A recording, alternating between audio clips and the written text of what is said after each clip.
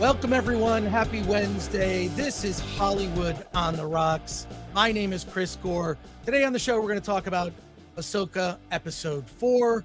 In addition, I've got a little show and tell here from DragonCon. I want to show you what I got there. Also, there is a show called Convicting a Murderer, and Alan has seen the first few episodes. He's going to talk about it, plus your comments, questions, as we recover from the Labor Day weekend. And when I say as we recover from the Labor Day weekend, what I mean by that is I'm recovering from the Labor Day weekend. I hope you're doing good. Let's get things started. Let's get things rolling and kick off the show, because I see, what is this?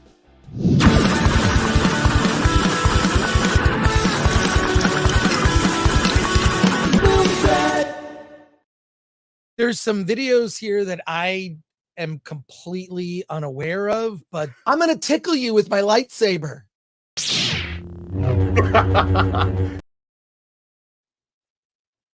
Oh my God. Alan.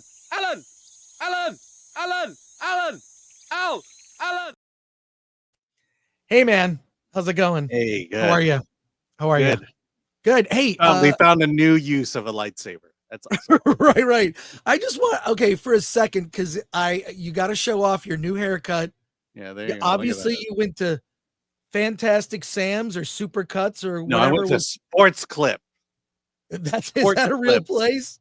Yeah, because apparently, businesses are leaving California, right? So my choices of haircut salons have decreased significantly. Thank you very much. I feel lucky because the guy who cuts my hair, Wolfgang, has been cutting my hair for more than 20 years. And I feel very fortunate. Not a chain, just a guy I know. And he cuts my hair, and Wolfgang does an amazing job. So there you go. So how was your Labor Day weekend? We already know what happened with me. Yeah, mine went good. I took my daughter to see a Goofy movie at the El Capitan in Hollywood. Wait, the Goofy movie? That movie came out like in the 90s. Yeah, you know what Disney is doing now? They are releasing their classics in theaters, and as a way to make money, I suppose. But because the new Disney stuff is so god awful. Yeah. And the latest stuff that's surrounding Rachel Zegler, I'll be surprised if that movie actually comes out theatrically, and how her tune is going to be very different when the film comes out. I would just go straight to Disney Plus, dump it, don't put any money into it, don't do any promotion. Someone must have looked at that Tom Hanks Pinocchio, directed by Robert Zemeckis of all people. Someone looked at that and said, yeah, we're not putting this in theaters. I don't care if Geppetto is Tom Hanks, an Oscar winner. So yeah, or that Robert Zemeckis directed it. Right. So not only, Alan, do you look good with your new haircut, you sound so good. Both of us have new microphones. I now have the same microphone as Gary Beekler. He recommended this microphone, and we're still trying to figure out our setup here. But it's better than it was. I promised after the trial we would focus on that. And your screen is out, Alan, but in your background. Yeah, actually, I forgot to put it on.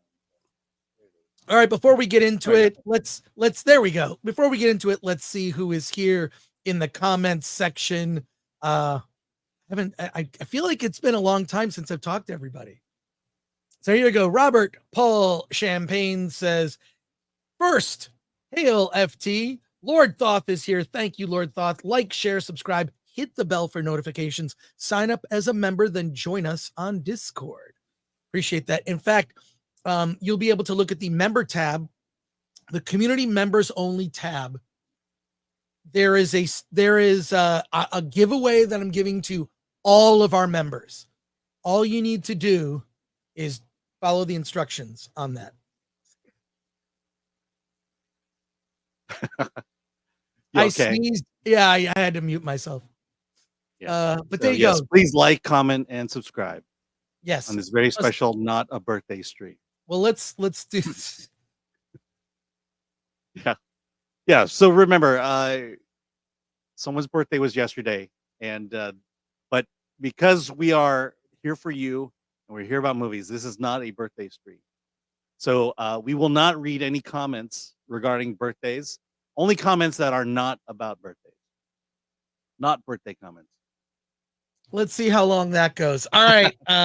We're gonna save the Ahsoka comments for when we talk about Ahsoka. So I know there's a lot of Ahsoka comments. We're just gonna save them, folks. So here you go. A happy regular day that is just a Wednesday and not any special day to celebrate, says Eric Henson, who's a member. That's what. Happy birthday, Mr. President. Happy birthday to you.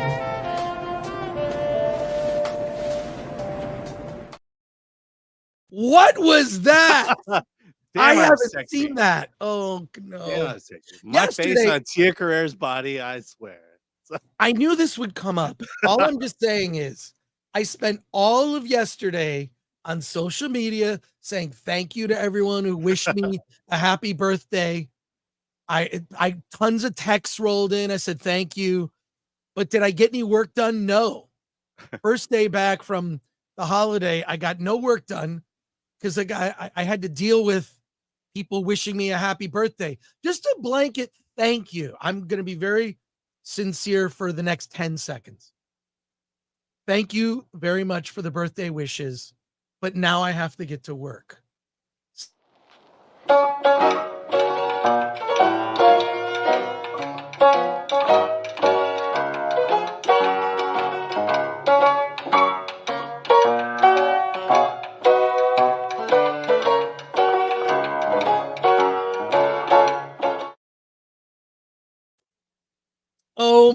I spilled coffee. I spilled coffee watching that. Dang it. Now I'm going to use my shirt. Get this coffee up. All right. Thank you. I know that was Glenn. Thank you, Glenn. I appreciate it. So there you go. So here we go. Can't wait for Chris. Okay, we're gonna save the Ahsoka. Save the Ahsoka. Fine. One Punch Man Tolkien fan says, happy birthday, Chris. Thank you for that. I do genuinely appreciate it. Jimmy Cobb says, a weird naked Indian appeared to me in a dream and told me to go to Chris Gore's stream today, says Jimmy Cobb. Well, thank you, Jimmy. I appreciate it. Let's see.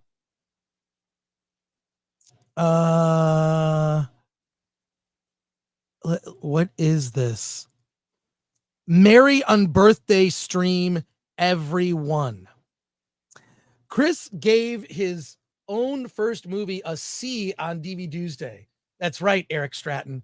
So on my DVD Tuesday yesterday, I reviewed a film that I made years ago called My Big Fat Independent Movie. And I thought I did a good job, but not a great job. It was my first feature film as a producer. So if you want honesty, I gave my own film an average review. So there you go. What did Rotten Tomatoes say? Rotten Tomatoes, I think it's like 26%. Okay. So I gave myself better than that. So there you go. TG says, I need to hear Frank tell me how bad shows are that I will never watch. Feed me. Yes. Here we go. So yeah. Imperfect says, Mary on birthday stream, everyone.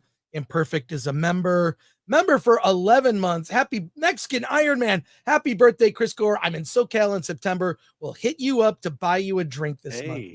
Thank you, Mexican Iron Man. Missed you at San Diego Comic-Con. So there you go. For God's sake, cancel Disney Plus, says Graph Web for 2. M. Poe says, Chris, did you ever watch Where is the American Hero? I have not watched that. Is that a documentary? I can look that up. Alan can look it up. Alan, can you look up Where is the American Hero? It doesn't screw up my internet.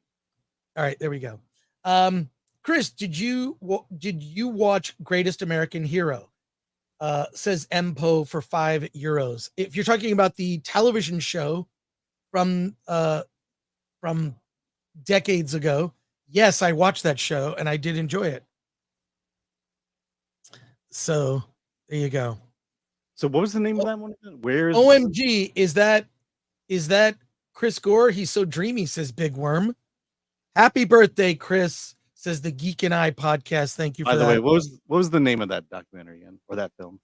Where is I was in the comment. Just greatest where is American hero. The Goofy movie is a classic, says Bill S. Preston Esquire. it is a No, classic. I mean, it is now.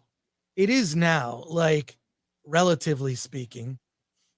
So there you Yeah, go. I mean- oh my God. Oh God. Look at all these comments. We're not even gonna be able to finish the show. Yes, I'm 100 years old. Snakes and funerals. I didn't wish Chris a happy birthday. I wished Frank a happy birthday. Thank you. Thank you, Shucksy. I appreciate it. Love the haircut, Alan. Looks good. We're not going to get to the stuff we need to talk about if we have all these. Yeah, Gary was just live streaming with a flip phone from 2007. The Snakes and Funerals. Yeah, it looked like Minecraft. What mic are you using now? I forget the name of it. The Red 20 Black? I don't know. It says Wes Ray. That's a question. Chris is catching up to Gary with technical expertise, says Shucksy.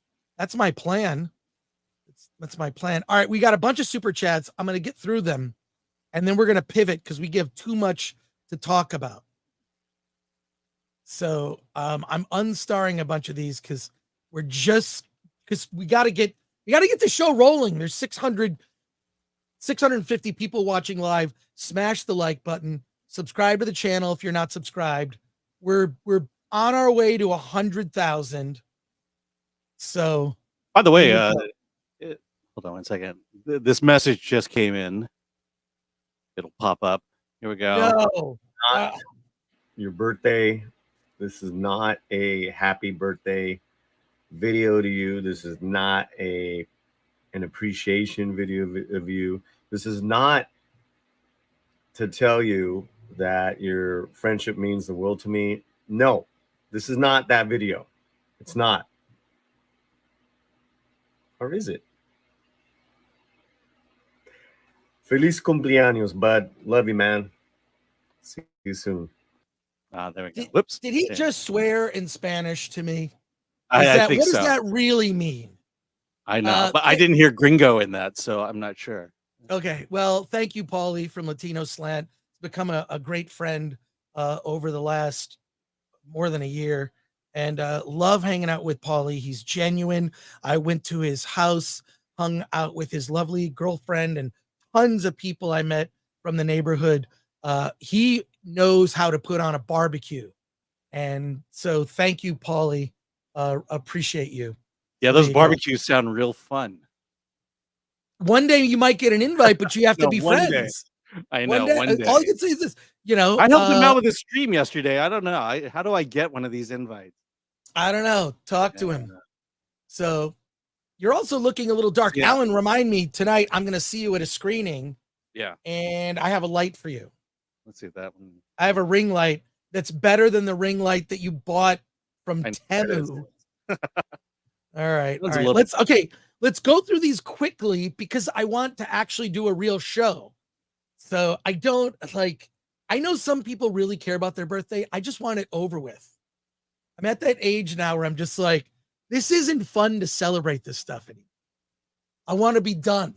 I feel like Patton Oswalt, whatever you think of him as a comedian, has a great rant about birthdays, basically saying you get a certain number of birthdays and then that's it. There's no celebrating. And I'm always like suspicious of someone that makes too big of a deal about their birthday. It's like someone who says it's my birthday month, it's my birthday week, it's my birthday weekend, it's my birthday. Like, it's enough. You're an adult. Watch that Patton Oswalt rant about birthdays. If we have time today, maybe we'll watch it and then we'll get our things struck. All right, really quick.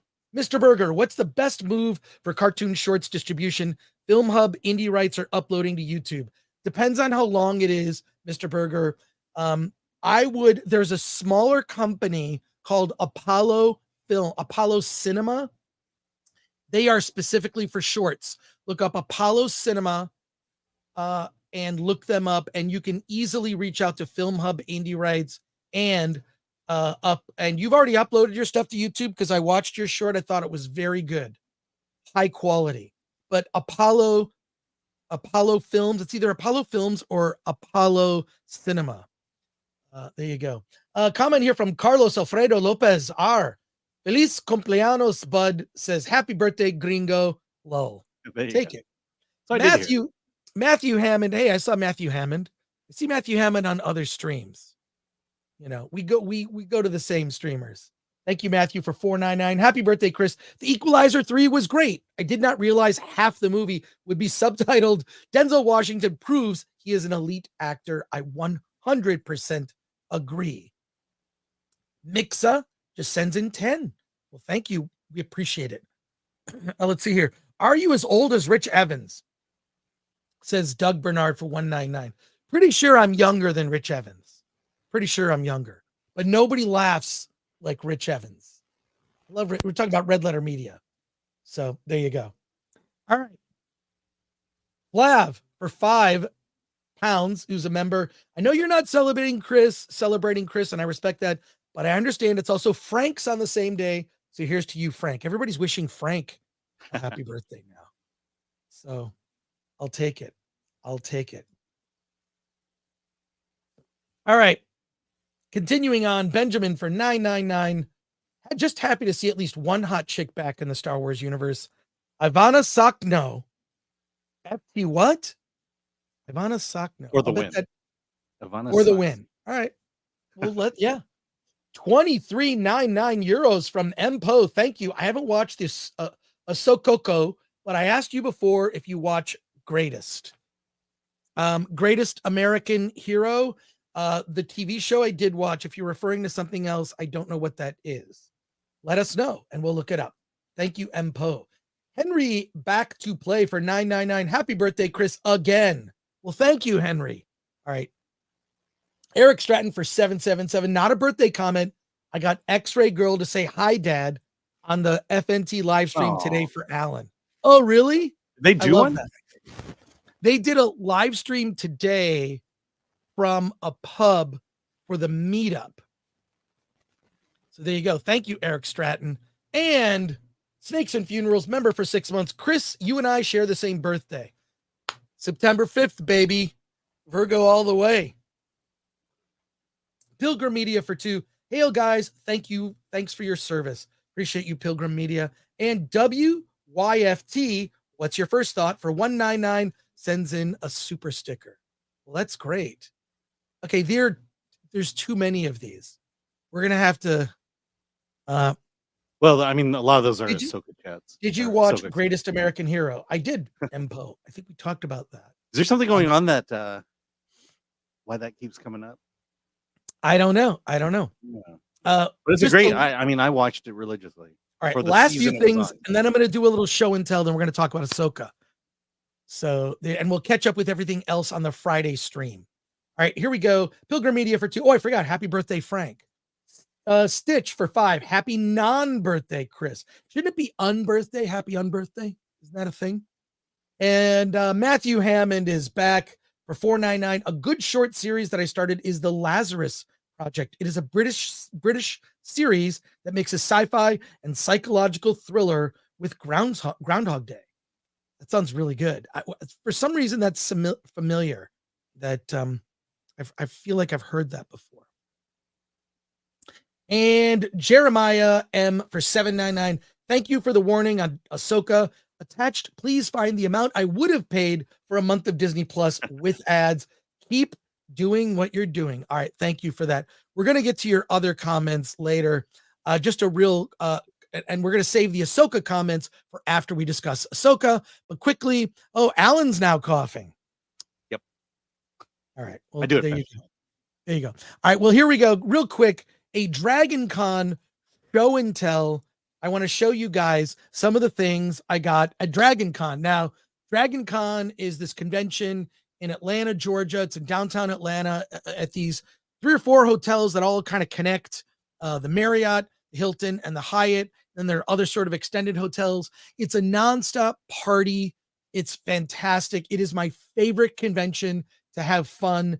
And I picked up a bunch of things. I actually bought something for Gary Beekler from Nerdrotic, which I will hand to him when I next see him in person which might be sooner rather than later. So here's what I got. I'm going to put myself full screen for this. This is what I picked up for Gary. Do you recognize this?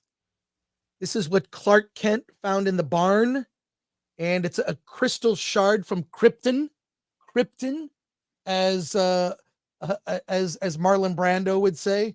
And I got this for Gary, so I'm going to hand that to him. Also, you can never do without enough Fight Club soap. This is it's not actual soap, but it's a prop, which is kind of cool. I got a bunch of stuff from the Drunken Dragon Hotel, like this, which, if you know what that is, it's the Marriott carpet. I actually brought back with me this can. It's a limited edition Dragon's Nectar can with the pattern of the Marriott. And then this. So does the Marriott sell that, or does no? This is a fan created thing. Okay. DragonCon is the kind of thing that like memes come to life in real life. Mhm. I also was looking at like Lego figures, Jack Nicholson from The Shining and Reagan from The Exorcist. So, and then Blade Runner badge, Blade Runner metal badge, and then this is it's good. Barbenheimer and Drunken Dragon Hotel little kit of stuff. I got a bunch of other stuff too, but those are kind of the highlights of things that I thought would be interested to show. So anyone that was at DragonCon, I met a lot of cool people. Just want to say thank you to everyone I met. I will be back next year. I did an amazing panel with some artists. I wish I had recorded it. The panel was called Technique versus Content. And I was on the panel with two artists, fine artists who paint. I talked about media and making films. And the debate was over which is more important, technique or content. Conclusion being, just to give you a wrap up of that panel, was that technique can be learned, content cannot. Content comes from your character, the culmination of things you've learned. It's basically which is more important, ideas or technical expertise. So it was a really fascinating panel, and thank you to everyone who showed up. Just appreciate everybody. So there you go. If there's any DragonCon comments, I'll address those. Hey, Paulie, thank you so much, man. Thank you for the birthday wishes. That's great. Now back to your regularly scheduled programming. Thank you. Has DragonCon been hijacked by cosplayers instead of fans? Says Jose. It is actually about, a lot of it is about cosplay, but DragonCon is about many things. If I could just like real quick, and why it's one of my favorites. They do panel discussions, and they do the same kind of panel discussions you would see at other conventions. They even have certain tracks. They do a film festival. They also do tracks that are, this is the Tolkien track, which is everything about Lord of the Rings. They'll talk about zombies. It's really amazing. But one of my favorite things that they do is they bring in actual scientists, and they do panels about, colonizing the stars. Just the science panels are among my favorite because they bring on actual scientists to speculate about how we would do certain things that we're not capable of. And it's scientists talking amongst each other. These panels, they take really deep dives, and I understand half of it, but it's great. But it's also cosplay is a big part of it. It's called Nerdy Gras for a reason, because people go there to get drunk and to admire cosplay. It's some of the best and most clever cosplay you will ever see at a convention, because they'll do group cosplays that are amazing, that are just incredible. Like, just they're funny, and everyone has a sense of humor. And plus, I don't know, I just really love people from the South. They're very friendly, and very much about common sense. So, from Rumble, One Punch Fan, I thought you went to DragCon. No, I got it right this time. So, but there you go. But let's pivot. Alan, you and I have both seen the latest episode of Ahsoka, Let me get it. Yes. Let me pivot here. Let me pivot here for a second.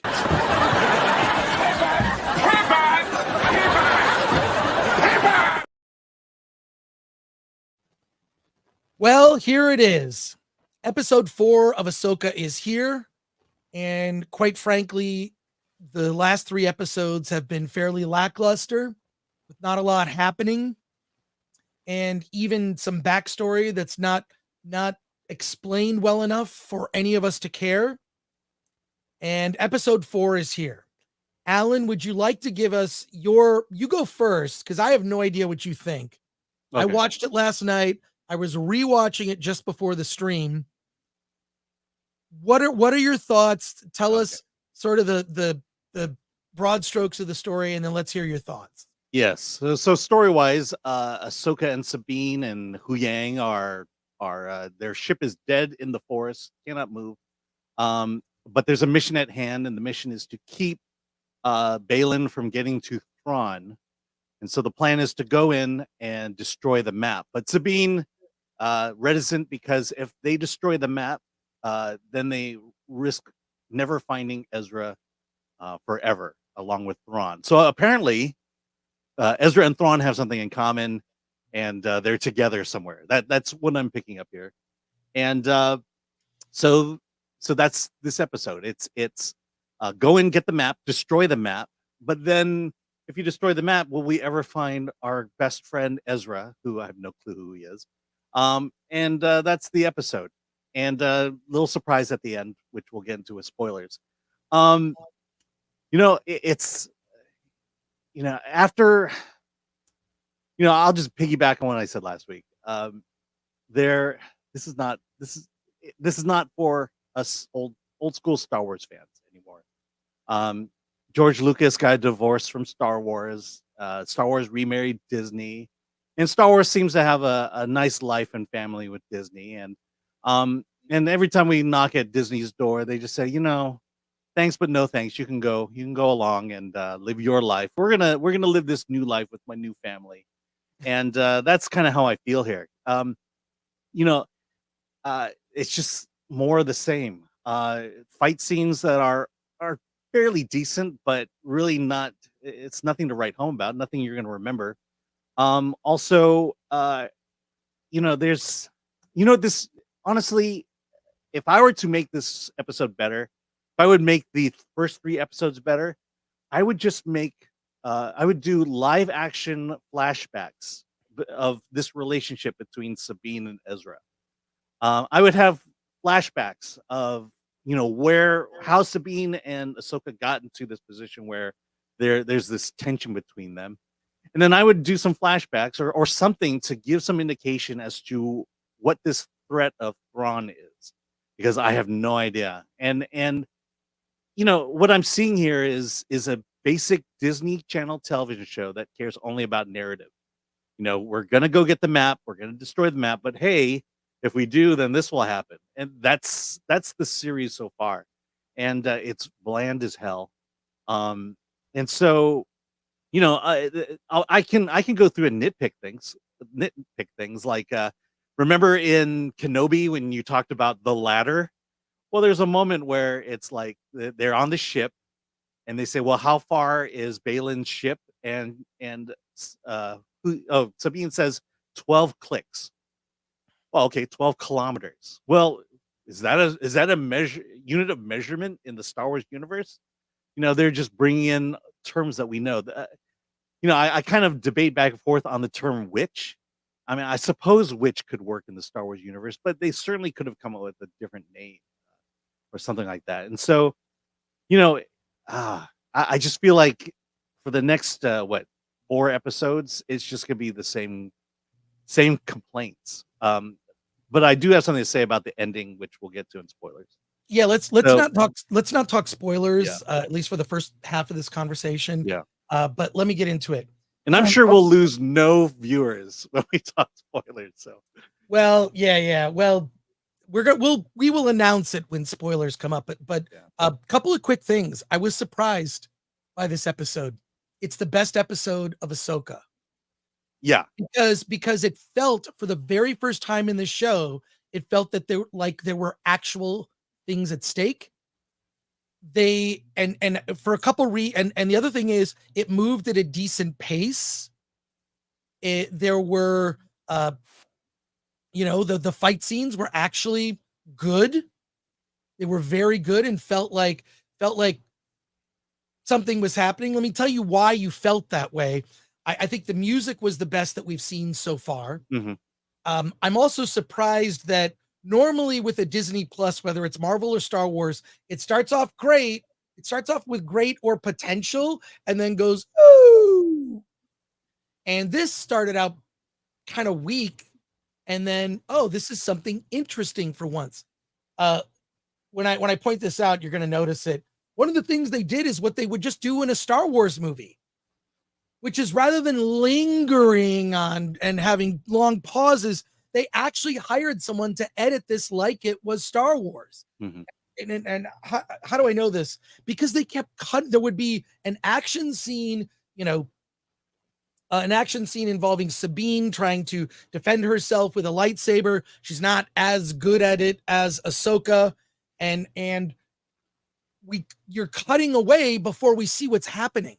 And every situation cut away before we got the answer that we wanted. So when you're cutting back and forth between two action sequences, you'll see like they're cutting it off right at a crucial moment when you want to see something happen.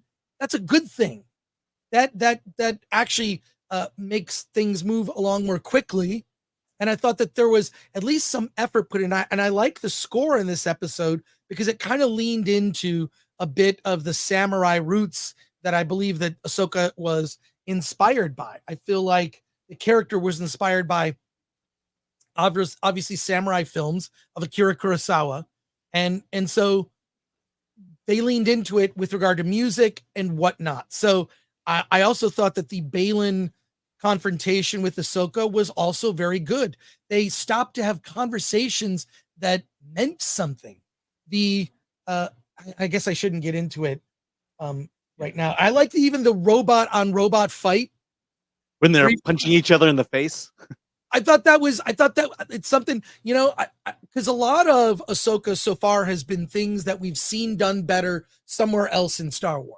Mhm. And this for the first time was like, oh, they're actually doing some things that are different here. They're as they're going off, it's like stick together. And of course they don't do that. And that's maybe a trope of Star Wars is, the heroes are all together and normally as a trio. When they separate, things go wrong.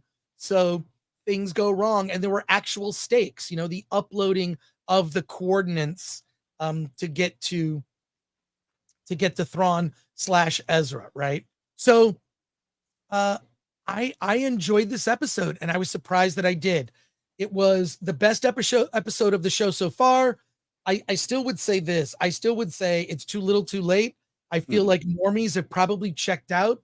The people doing this are you and I, Alan, because the reason we're reviewing all the episodes of Ahsoka is because we ran a poll and you said you wanted us to do that. And so we're doing this for our viewers. This episode, I think, felt just the right length at 40 minutes. There was a short episode. I feel like you could have taken those first 3 episodes, added a little bit more backstory, and cut those first 3 episodes into one, maybe hour episode, and just have it move quickly. The director here is new. This is a different director. It was written by Dave Filoni, but directed by someone who I don't recognize. Would you mind looking up, Alan, who the director of this episode was? It's someone that I just don't recognize. So, Someone said they're involved with the Acolyte, but I'm not sure. Right. So I'll just say that I was pleasantly surprised that I liked it. It's 1 episode out of 8, folks. It's not going to save the show. And if you watch the first 3 episodes and you decided to check out, you're not even going to see this episode. I was surprised that I actually enjoyed. I felt something for these characters, in particular Sabine, because she's in an awkward position, kind of has some training, but not there yet. I feel like this would have been so much better if Sabine actually suffered consequences when I forget the name of the character. Shin. Morgan. Oh, Shin. Yeah, Shin. Yeah, Shin, character of Shin, which some people refer to as a poodle. I don't get it. Is because of her hair? I don't get the poodle reference. It's probably because of her hair. Yeah. But Shin, Well, she's kind of like the dog at Balin's side. Yeah, she's small and she's an apprentice, but oh, by the way, so you'll like this. The episode was directed by Peter Ramsey, who directed Rise of the Guardians from DreamWorks, and he directed Spider-Man Into the Spider-Verse. Wow. Okay, so he was one of the directors, because the Spider-Verse. Okay, well, no wonder this felt like a step up. It felt like there were actual stakes. Yeah, he was one of the three directors. One of the three directors on Spider-Verse. On Spider-Verse, correct? Yeah. Look, I'm not telling you should watch Ahsoka. I'm saying this one episode, you could probably just jump right in and just watch this episode. It's a typical Star Wars situation, right? The ship's not working. They've got the robot who kind of has feelings. You could literally not watch the first 3 episodes, but I feel like all of this would have meant so much more if Sabine had lost an arm or a leg or been disfigured. Why do they not do this to female characters? Are female characters just that's violence against women, and you can't have that on television. But if it's woman on woman violence, that's okay.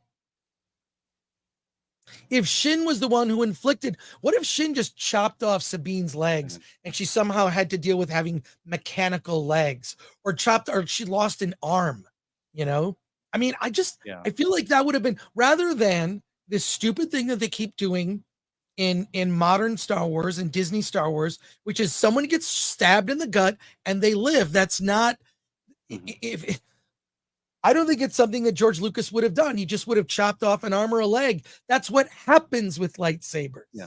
Well, I mean, that's the thing, is in a big battle like that, this is probably the best battle of Ahsoka. And when it ends, there are no consequences for any of the characters. There's no consequences for having lost. There's no consequences for having won. But I like that they lost. Yeah. I guess we should get into. I mean, I'll agree with you that this is the best one. But again, I'm still, if I were to sum it all up, this show should be a whole lot better. People, kids, adults, everyone deserves better storytelling, and this is very average to subpar storytelling.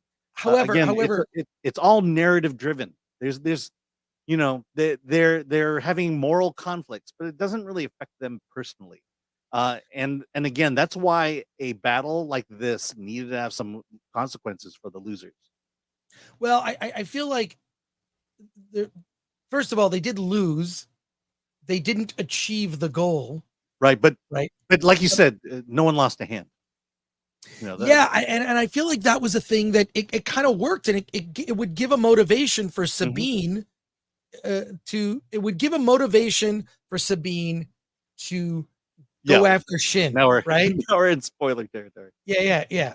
So in any case, all I can say is this: I was surprised that finally there's an episode that I feel is worthwhile and at least reminds me of Star Wars that I've enjoyed in the past. Yeah. And specifically, it's because of the editing, the directing, and how the story was told, in terms of just cutting away from key moments to go to other moments that are key moments with a ticking clock. It's the simple things that make good, at least a good film, good Star Wars. We know what the stakes are. The other thing that was really well done was the geography.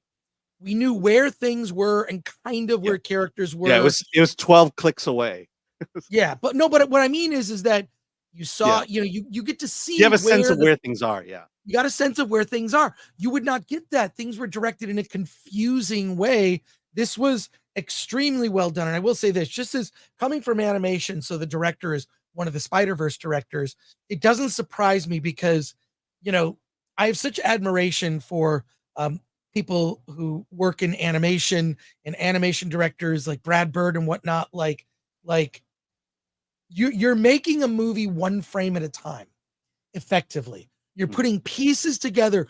It's I believe that animation directors, for the most part, the good ones, are very thoughtful about thinking about what the audience needs to know, when they need to know it, and how it needs to be told. So it doesn't surprise me that the best episode is directed by someone who's kind of not really attached necessarily to Star Wars, but this is a director that now has been hired on the Acolytes. So Yeah, I mean, I I'll don't know how much definitely I care say about that show. I'll definitely say there's good things about episode 4 here that intrigue me. But Yeah. as my grandfather used to say, sometimes you can find a diamond in a turd. Well, episode 4 is a diamond in the turd. Let's go to your comments and questions here. We are going to steer clear of spoilers, but then we're just going to pivot to spoilers. So let's get right into it. Ahsoka episode 4 turned into 1960s Lost in Space. It not only had the cheesy foam rocks, fake backgrounds, that's the volume, and giant cheap computer things with lights. It also was a complete ripoff of the Anti-Matter Man. Well, there you are. Thank you, Leslie Tarkin. We should turn Ahsoka into a drinking game. Every time Ahsoka crosses her arms, we drink. It's a thing. I don't know. It doesn't That's what bug me leaders that do. much. That's what leaders do. Leaders, yeah. There we go, Alan. Thank you, Leslie Tarkin. Best Scar Man 38. Can't wait for Chris's rants on Ahsoka. Just enlighten my day. We're gonna get to the rants in a second. Taller Warrior 12. After watching 4 episodes, I think I can officially say that the show is serviceable. It's not horrible and it's not good. It's just fine. I would describe, first of all, thank you, Taller Warrior. Yeah, we're not here to just, take a crap on like every episode or whatever. It is not, but it has not been good for 3 episodes. Mhm. And this 4th episode, suddenly I care about the characters and I care about what happens next. Yes. Did not, I mean, I will give it that. I am interested in seeing episode 5. yeah, and because of the cliffhanger. I did not feel that way last episode. Yep. I didn't feel that way. So thank you, Taller Warrior 12. Daniel T. Ahsoka episode 5 will air in select theaters in the US and internationally on September 12th. Is that, Yeah. how do we get tickets, Alan? Okay, How do we get so so Can you put the link in the private chat? they're for free, which means they're sold out now. You can get on a waiting list, and I believe you can go to starwars.com and they'll send you to the right link. But in LA here, it's at the Grove, AMC Grove. It's already sold out.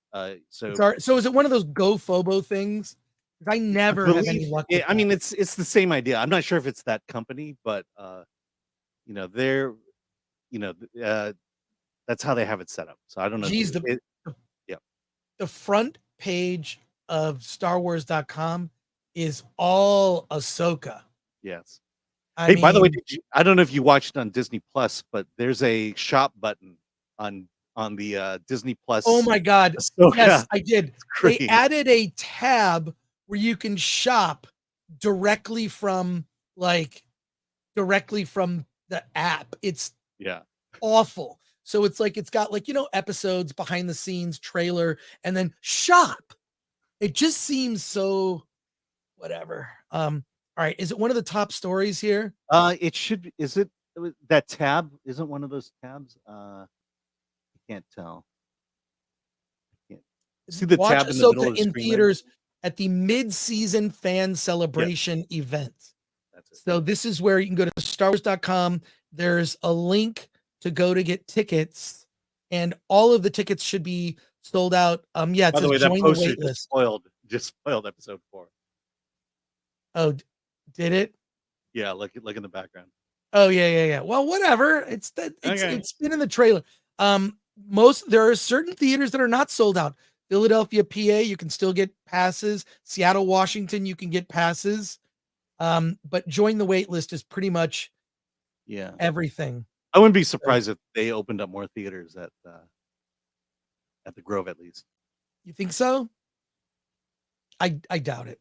Anyways, All right, back to your comments and questions here. Thank you, Daniel T. Janice Dark, I keep seeing people trying to do an Ahsoka in Starfield. It's hilarious seeing them try to go outside to fight ships in space. Starfield, that's a whole other thing. Poland 805. I like how Disney Star Wars is just references to things we actually liked to get us momentarily excited until we remember we are in the Disney timeline where nothing matters, rinse and repeat. So there you go. Here you go. More comments here. MPO for 599 euros. Chris, I know I've asked you a while back. Do you think it's actually the writers, not the directors? It's the producers being told make movies recently? Not sure I 100% understand this question, but it's always the producers because the producers are the ones that are in control. The producers are like the head coach on a football team or a professional sports team. So it's producers, which is why you see so many crossover. Dave Filoni is a producer who also writes and directs some of the episodes. Always leads back to the producers, especially when it comes to television. It's a bit more collaborative. Television is a producer-driven medium. Film is a director-driven medium. So I hope that answers your question. You guys are the best, says Tammy Bundleballs for $4.99. And Matthew Hammond is back for $4.99. The Lazarus Project was bought by TNT for the US, but was made by Sky, that's Sky TV in the UK. It has the feeling of 24 with a government agency that is saving the world. Sounds interesting. And Geek Truth 64, hey, always good to see you, Geek Truth 64. Member for 4 months. I'm convinced DragonCon stays downtown for bars. Why would they do that? Why would they do that? There you go. I'm just going to stick with super chats here for the moment. We'll get back and then we'll go into we're going to go into spoiler territory, folks. So MPO for 599 euros, and that's why movies all look the same and they suck. I don't know. I would say that Hollywood films, mainstream Hollywood movies, I would agree with you, which is why Alan and I like to break up our media diet with a healthy dose of indies. That's pretty accurate, right, Alan? Yeah. I mean, look, these movies cost hundreds of millions of dollars. These TV shows apparently cost hundreds of millions of dollars. So they're risk averse. And so they've got to find the formula that will work. And unfortunately, that formula is not a reliable one. Yorazuya, who's a member for 10. Ciao. Happy birthday. You don't look a day at over 20. Hope you had a good week so far, and the rest is just as good. Thank you. Thanks for everything you do. I will thank you, Yorazuya. I appreciate it, and I appreciate the it's all I can say is this. All right. Be an indoor kid and use moisturizer. Wash your face every day. This is my advice for men that want to avoid wrinkles. Just don't go in the sun. Wash your face and use moisturizer. That's my regimen. It's very simple. Or drink the blood of babies. Hey, Scott McKenzie. Always good to see you. Member for 10 months. Happy belated birthday. Hey, Alan. Hey, Scott. Scott shows up on my feed a lot, my Twitter feed a lot. Yes, he does it on mine as well. I have met Scott. Really good person. He's gifted me a tumbler. A tumbler from Texas. Got that tumbler ready to put it to good use. Mike Dude for $9.99. 4 out of 5 for me. Teared up at the end. Brought back memories of watching Clone Wars growing up. Seeing Dave's directed episode 5 in New York City AMC Empire on Tuesday. The theater showings they're doing is mad hype in my opinion. Well, they must have a lot of confidence in it because to do a theatrical, they're losing money. One, they have to rent out those. No one's buying tickets for this. It's all free. Right.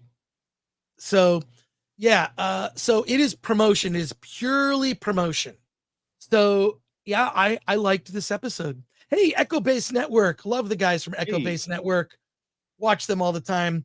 For 10, people are jizzing over the end reveal, but seem to completely forget the past of Disney and how they mismanage these opportunities. Nothing to get excited for yet. Star Wars is not saved. We're not saying, I don't think I'm saying it's saved. All I'm saying is that this was a good episode. Yeah. But Alan Not- was saying, and And I'll thank you, say Dr. I'm Bruce Network. interested in episode 5. Can they screw Yeah. it up? Oh hell yeah, they can. I want to see what happens. But yeah, I don't think that even if Ahsoka every episode was a home run, I don't think that saves Star Wars. I think the brand is heavily damaged, and opportunities are missed that you can never have again, unless they effectively really do heir to the empire. And here will be my thought. You could potentially save it with this. You know what? I think I'm just going to have to do this. I think I'm going to have to just do this, Alan. Okay. I'm just going to have to do this. Thank you. I'm looking for a thing here. Just a minute. Looking for a video. Here we go. All right, here we go. A freaking IKEA chair. Here's how you save Ahsoka. Here's how you save Ahsoka, and you at least bring some interest back in Star Wars. The movie that they're planning on making that brings together all of the conflicts from the television series, what you need to do is reunite Han, Luke, and Leia. We already know, and we have seen Luke. The fact that they would not be a part of this, but if Han, Luke, and Leia, and you could cast other actors, the guy who played Han Solo in the Solo film, I'm going to guess that he's available. You could have a deep fake Luke or Sebastian Stan, and you could recast someone to play young Princess Leia Solo. Because I assume Leia changed her name from Organa to Solo.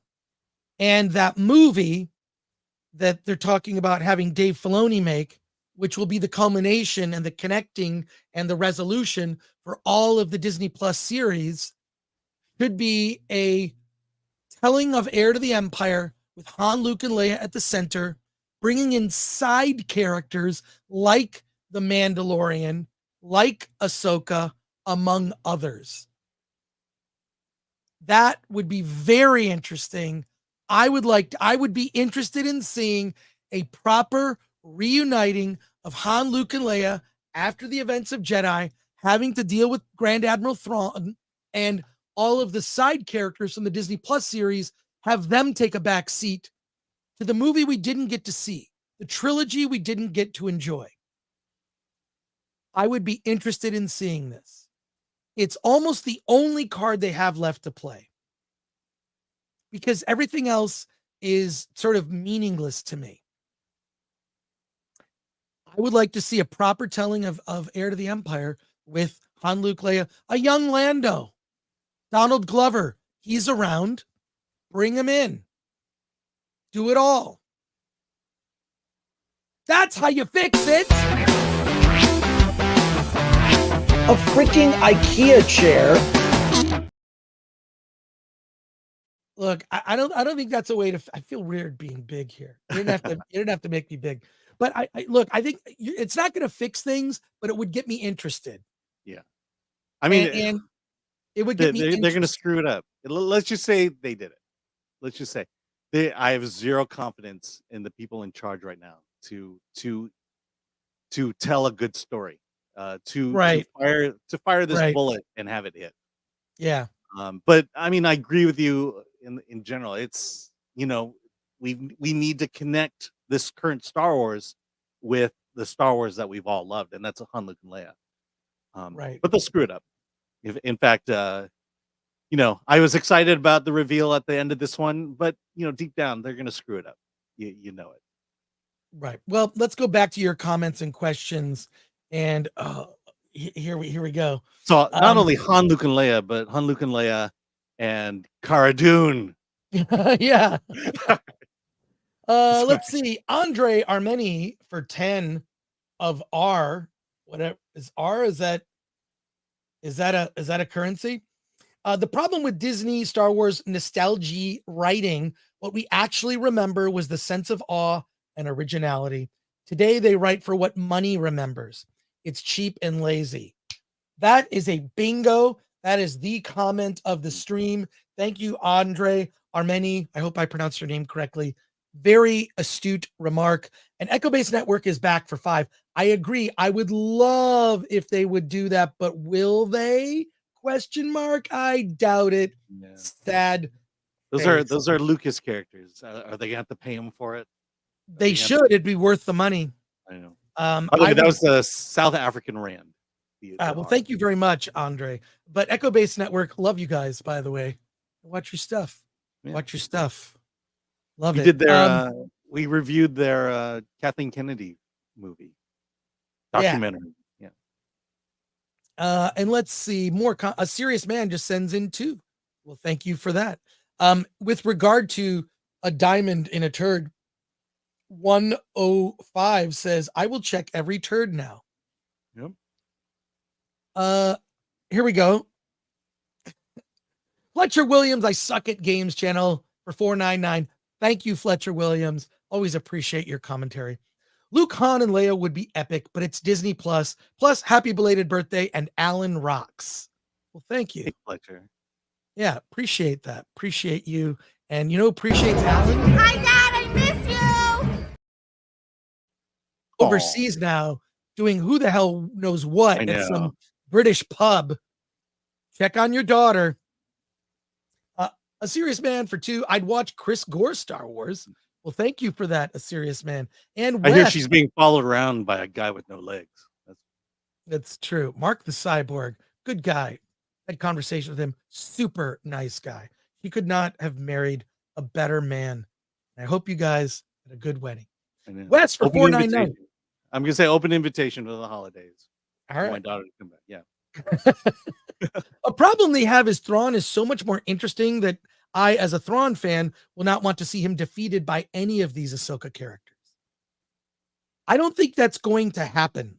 This is merely going to be the reveal of Thrawn, what's at stake, and we're not going to see an end to this. This conflict will end at the movie theater, is what I believe. That is my theory. There's 4 episodes. You're going to bring in Thrawn and then defeat him in 4 episodes. Thrawn will not be defeated. Thrawn will be introduced, and we will learn why Admiral Thrawn is Grand Admiral Thrawn is the threat that he is. I'm pretty sure that's what the Acolyte will do. Wasn't the Acolyte set in the past or something? Well, I have no idea. Why does Disney do this? Why does Lucasfilm have to confuse everything? And I get Andor and the Mandalorian confused. And the Womandalorian last season was the Womandalorian. Darth Racer 777 for 5. I give this episode 5 out of 10, and that's all I gotta say about that. Fair. Latino Slant says 5 out of 10 for the episode because of Rey. 4 out of 10 for the series so far. Fair. Big Worm is a member for 10 months. I thought that her lightsaber sounds are wrong. I think they're different. I actually don't mind them playing a little bit. I thought the sound design on this episode was better than previous episodes. I thought the music was better. I thought that the editing was better, and the directing was better. So there you go. I'm being honest with how I felt. Ben Johnson for 5. Have you seen the Prism AI generated Star Wars? If so, what are your thoughts? Now, Ben, and please reply. You don't need to send in another super chat. Is that the one where they say, what if The Force Awakens was good? And they basically remade the sequel trilogy. I have it bookmarked to watch. I watched Star Wars Theory watch it and comment on it, but I need to watch it like sort of contained away from a reaction video. I really like the ideas that were in it. I only saw The Force Awakens, but if that's the Prism AI generated Star Wars that you're talking about, let me know. I watched Star Wars Theory's video where he reacted to Alan. I'll send you these videos. Mm-hmm. Someone basically, it's like 20 to 30 minutes, and it's like tells the story with AI generated art and music and some AI generated voice acting, and it tells the Star Wars sequel if it was a different story and a much better story. I thought that was better than the sequel trilogy we got. So, but thank you, Ben. I appreciate that. James Jennings for 5 is a member. I think Disney said it would be Mando, Ahsoka, and Skeleton Crew. The Acolyte is set 150 to 200 years before the Phantom Menace. Oh dear God. Well, there you go. Thank you. So for why that. are we jumping around? Oh my God. I'm just so Well, sick. it's confusing with multiple timelines. I mean, I'm watching Andor going, where the hell are we again? And then now I'm watching Mandalorian and then this one I thought Rebels took place before the Great War. And now Yeah, what do they call it? Star Wars World War One? Galactic War One? Are they numbering? No, they called like it the do? Great War. The whole Death Star thing is the Great War. But even if you think about it, Great War, okay, the Empire lasted about 20 years, 22 years. Yeah. With Luke Skywalker's a 20-year-old farm boy on Tatooine. When he was born, the Empire started. 20 years later, the rebellion rose. And then what, maybe 5 years later, they defeated. So the Empire lasted 25 years. That's it. That's it. That's all you got, Emperor. And it's called the Great War. I mean, that is more than just a war. It was An intergalactic conflict. So let's pivot now. We're going to pivot and we're going to talk spoilers. Okay. So Look, instead of the Great War, call it the death of the Empire. all right. Well, just a minute. I got to find this one thing while I'm doing that. Just a minute here. Shake it like you mean it, baby. Come on. Clip that for a short. Glenn. Clip that for a short. Clip that for a short. I know where to scratch. Scratch. What can I get for you, sir? A boob, at least one. Great choice. It's all right. No more dumb videos. No more dumb videos for today. We're Yeah, I'm We're sure gonna- that will never. Yeah. but I think it's time that we talk spoilers for episode 4. So episode 4 spoilers. We're going to talk about the third act of the 40-minute or so episode where our protagonists lose. They have a mission and they fail. And I like that. I like seeing our protagonists fail. The map is uploaded.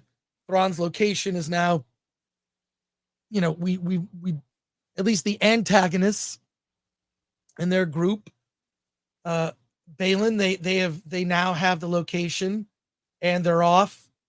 And Ahsoka is effectively defeated. Now, let's talk about that final scene. Okay. No, hold Where- on. We should point Hold out first that Sabine is now with Balin and gang. Right. Now, to be clear, has she turned to the dark side or is she just making a choice because she wants to see Ezra? I'm pretty right? sure that's it. I don't think she's turned to the dark side, but she's You know, it'd be cool if she turned to the dark side. Yeah. Just and turn if to she the were dark- missing a hand. we're never going to get things chopped off in Disney Star Wars. But No, but- Sabine has joined them, but I don't think she's not gone fully dark side. But let me just address this. This at least is interesting. The fact that Sabine is now in Balin's camp somewhat. Conflicted, yeah, but this is kind of the twist in the storytelling that I've not seen, someone on the light side turn to the dark side, if even we're using those terms and phrases at this moment. And so, this is one of those elements of this episode that makes it a much better one that we've seen from Star Wars in quite a long time. I wouldn't say it's great. It's not going to save the series or Star Wars, but it's a good turn from a storytelling. Well, there's still something dumb in this episode I can't get over. Uh-huh. Hera bringing her kid. Yeah. We didn't talk about that. Hera bringing her kid along with her, her kid who looks nothing like her. Okay, she brings her kid on this adventure She basically just says, New Republic, I'm going to do whatever I want. I'm still a rebel. Oh my God. And she brings her kid, which is as bad as hiding Anakin Skywalker in a Naboo fighter. Just stay there. We're going to bring little Anakin Skywalker, we're going to bring back to Naboo with us to go to this battle. So I guess there's precedent for that now, and that's what happened. But I thought it was dumb. All the stuff with Hera was dumb. By the way, regarding Hera, I like the fact that in earlier episodes they won't give her any intelligence. In another one, they won't give her any soldiers to help her fight or starships to help her fight. Right. And now they won't authorize her for this mission. I mean, what kind of general is this? Yeah. She's a general. She's a ballless general. A general in name only. She was probably ballless before that. I'm just saying she's a ballless general that has no power whatsoever. But like, okay, so the way it ends, and I think Hera will come in the next episode and obviously help, or they'll reconvene. But Sabine effectively decides to join, but she has selfish interests, but only because of her self-interest, right? Which is somehow to reconnect with Ezra, who it hasn't been explained to me why Ezra is so important to Sabine. That is other than her being upset about it, we never actually see it. She says it to us, but we don't see it. So in any case, okay, the big reveal. And this is going to tie in for me with the Rise of Skywalker. Let me tell you why. So Ahsoka's in a place, but where is she in this place? Is this place in her mind, in the theater of the mind? Is she unconscious? What is it? And the scene is she sees Anakin Skywalker, who comes to her in this sort of middle place that she's in, where it's not really revealed specifically exactly the place she's in, unless I missed something. Did I miss anything, Alan?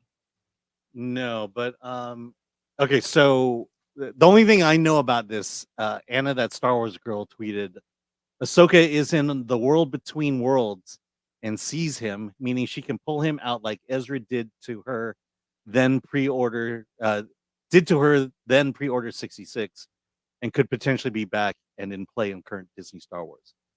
Apparently this happened in Rebels with Ahsoka. You know, maybe she was killed and they brought her back in this manner.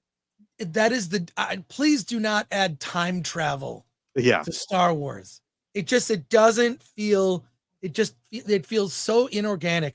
Now, here's what I'll say.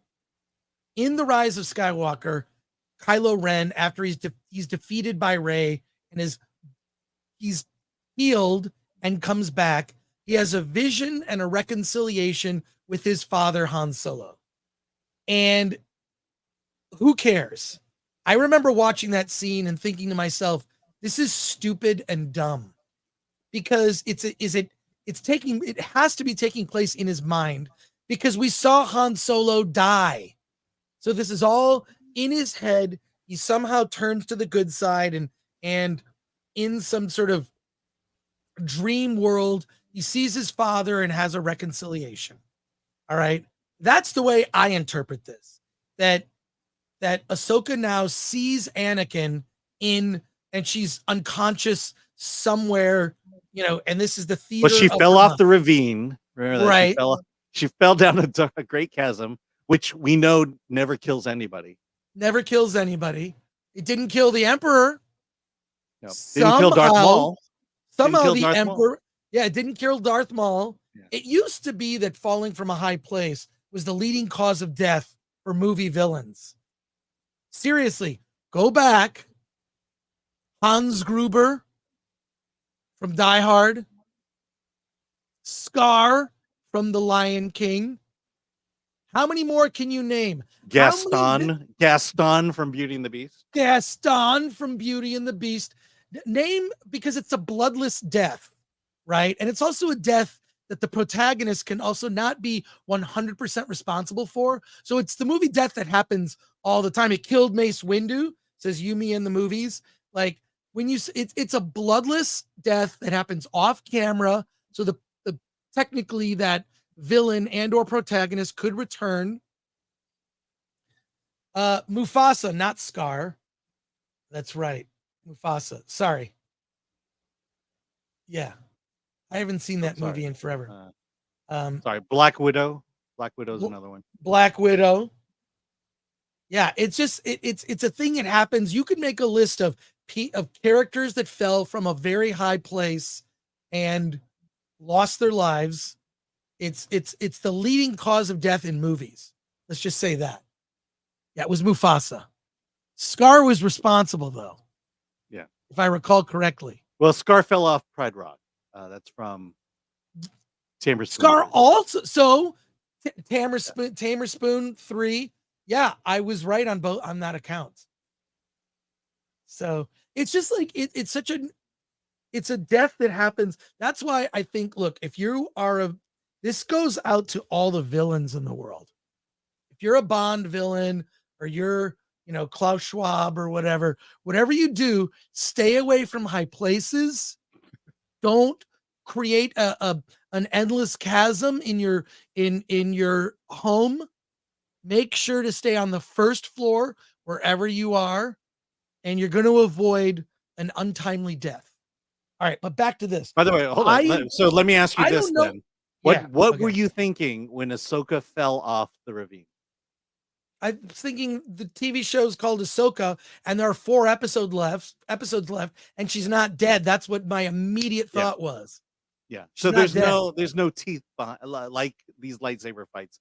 There's no teeth. There's no consequences behind losing the battle at this point. That's why. Look, I would fight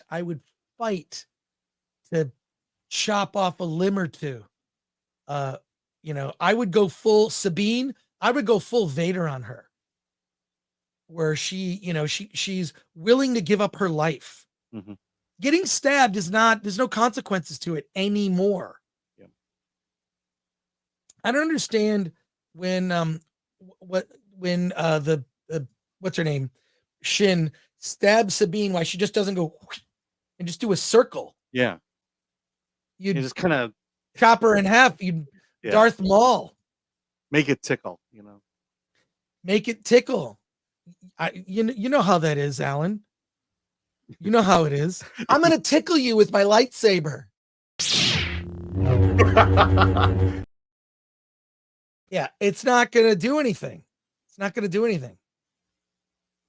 So, yeah, but so I interpret it, and I know people who've watched Rebels say it's the world or Clone Wars, Rebels, whatever.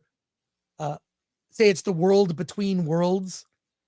No one has said this. I interpret this as being in her mind. In her mind. So what was your take on it, Alan? And I will say this. I am interested to see what happens next. And I am interested to see Anakin Skywalker, and them have a conversation. But I don't think it's going to go beyond that. I mean, I pretty much outlaid how I felt. It was like she fell over, and I'm like, well, she's not dead. In fact, and then when it cuts to this world between worlds, I'm like, okay, here we go. Then the reveal, and it's like, okay, I'm interested.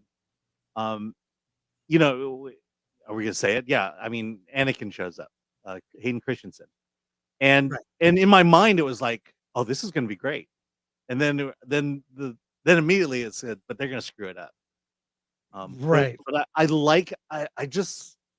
like the potential there of Anakin and Ahsoka having a conversation about the Force and about what's going to happen and about life and things like that. But after thinking that, I say to myself, but they're not going to do that. They're just going to go onto the narrative. Hey, Ahsoka, do this and do that, or he'll put some puzzle in some place, and it'll be really stupid. Speaking of people falling from high places and surviving.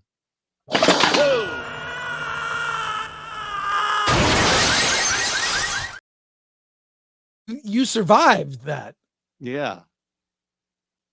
Yes, I do. Look,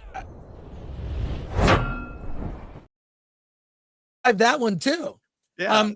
The other thing is that, like, look, if you do in fact have these force powers, it would make sense if you're falling from a high place to just slow your fall Mhm. so you don't expire. Yes. Allow the midichlorians to flow around you and slow your fall down, and then gently lay you at the bottom of the ravine. Yeah, they look, they just did a tease. He sees him. Is it really the world between worlds? You're gonna have to explain to me what that is, Mm. because I didn't watch all of Rebels or Clone Wars. I just didn't, and I don't feel like I should have to go back and watch it. I feel like all of that should be explained to me. I mean, you have to think that if they explain these things, if they did flashbacks, that it would just do nothing but enrich the story that's being told now. That the fact that we now know why they're so interested in finding Ezra, or why Sabine. I mean, this relationship between her and Ezra, it sounds like something really great, but I have no context. I have nothing, and and and it's just sucking any emotion and any interest that I have in the show so far. Right. Well, that's the big spoiler. I still think you're going to have to explain things to me, because World Within Worlds is a new thing in Star Wars. I've never heard it before. And I'm not sure how much I can get behind this as a concept. Because what it does is it opens up everything to being retconned and changed in Star Wars. If you can go back and you can visit Anakin Skywalker before he became Darth Vader, how does that affect everything in the present day that has transpired? Right. Does Darth Vader no longer exist? Does the Empire no longer get formed? What happens? It brings up too many things that there'll be too many lapses in logic. Right. Well, look, I'm not necessarily against the idea of a world between worlds. I mean, you could say it's just the evolution of the lore of Star Wars, but I don't trust anyone behind the scenes to be that smart. Just the fact that the first time you see this is Ezra bringing back Ahsoka. You had to have seen Rebels, and the idea that Ahsoka came back in Rebels had to mean something, and I don't even know what that means. Right. So it's an intriguing idea that could legitimately be an important part of the Star Wars lore.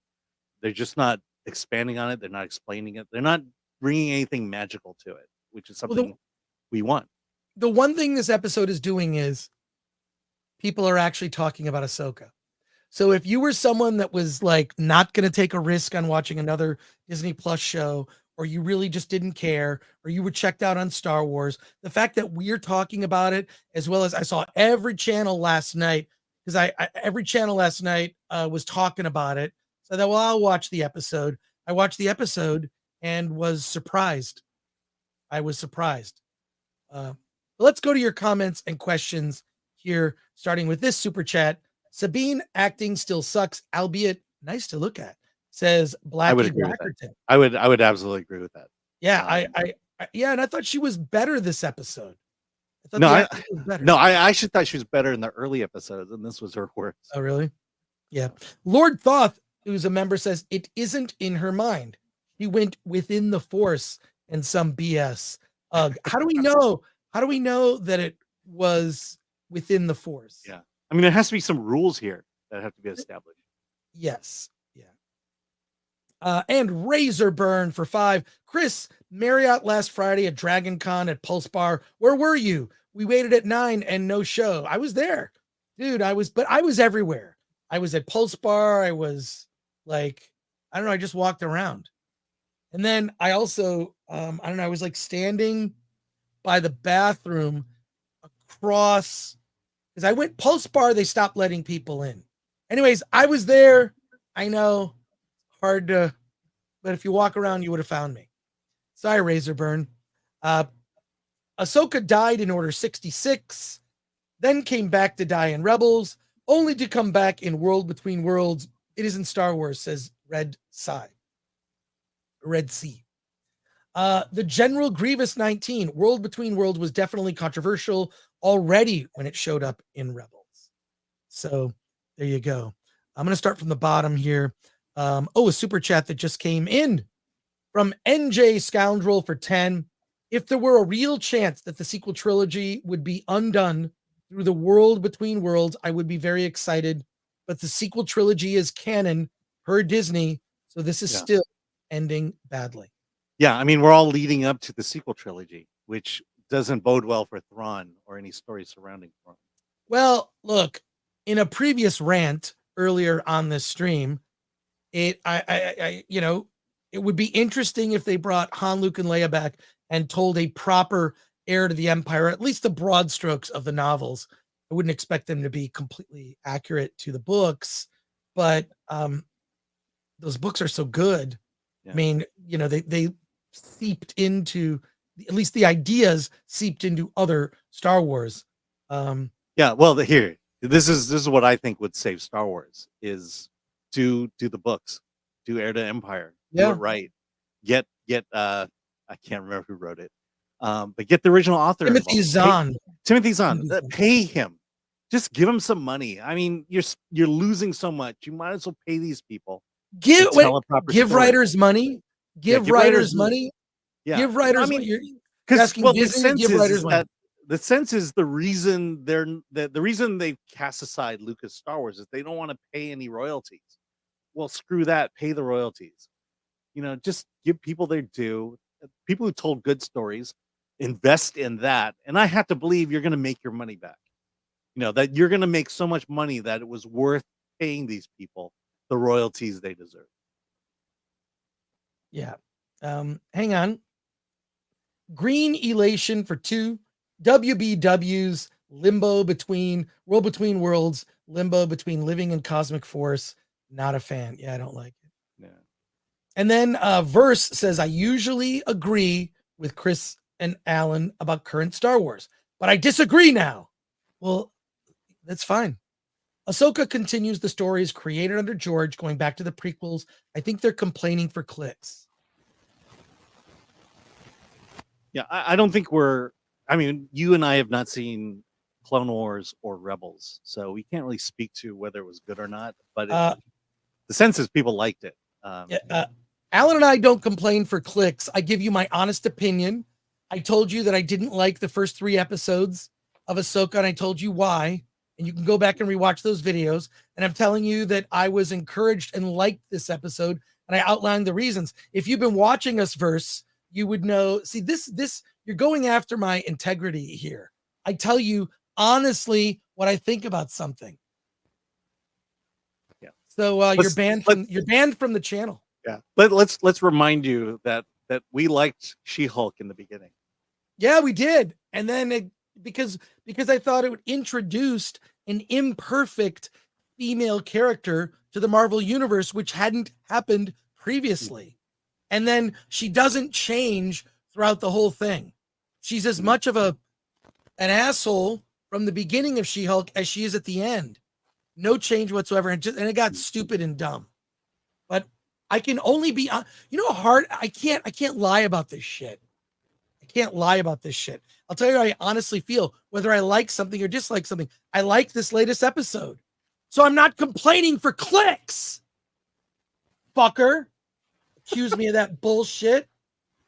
Banned from the channel. Go. You're gone. Get out.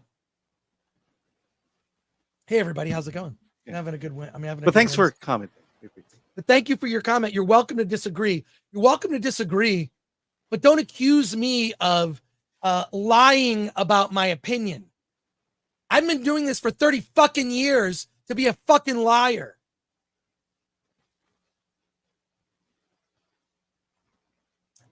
Julian Marco says everyone was talking about Velma when it came out. Doesn't mean it was good. Sometimes people just like to watch a car crash in slow motion. Well, thank God I didn't watch Velma. Alan watched Velma, and he hated it. Can't wait for season 2. Yeah.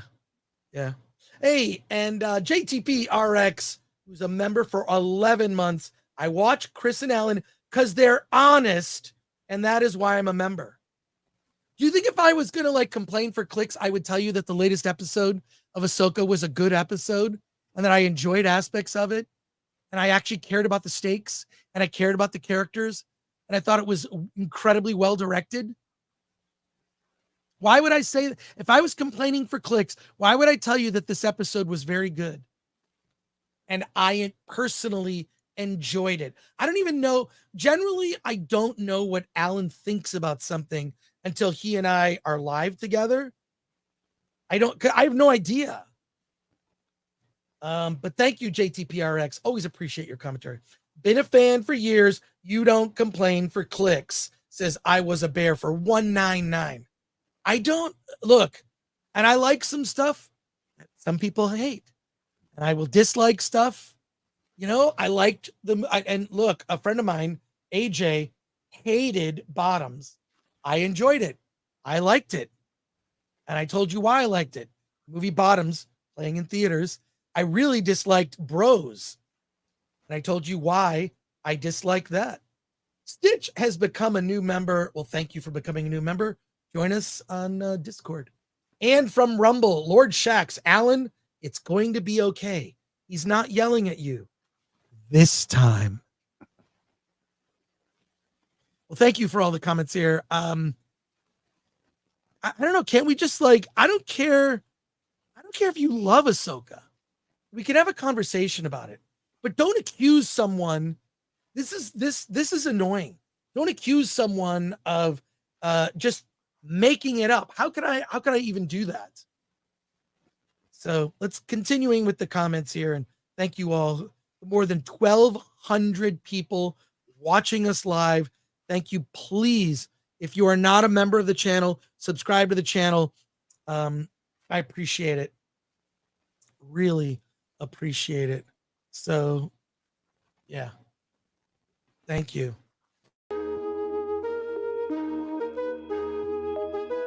Chris and Alan, they're critics you can't trust. With honesty like 69, they never adjust. Their opinions are like bullets, they always go bang. Their words hit like a hammer, leaving haters like Kane.